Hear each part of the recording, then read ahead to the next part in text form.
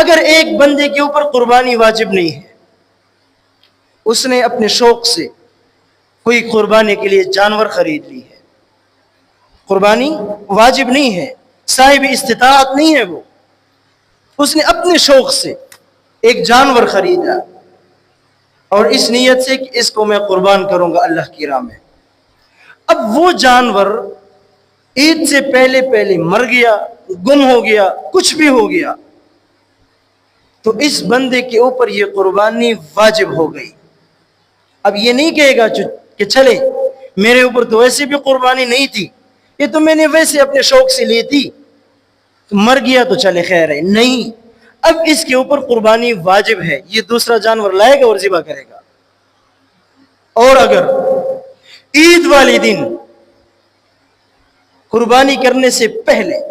وہ جانور اس کو مل گیا جو پہلے گم ہو گیا تھا، اس نے دوسرا بھی لے لیا، اب دونوں جانور ذبح کریں گے۔ یہی چند چھوٹے چھوٹے مسائل ہیں۔ عید والی دن اس کو وہ جانور مل گیا جو گم ہو گیا تھا، یا جو خراب لنگڑا ہو گیا تھا، جو بھی ہو گیا تھا، وہ جانور ٹھیک ہو گیا، یا وہ جانور گم ہو گیا تھا مل گیا، اس نے اس جانور کے گم ہونے کے بعد دوسرا جانور لیا تھا، اب یہ دونوں جانور ذبح کریں گے، دونوں اس کے اوپر واجب ہے۔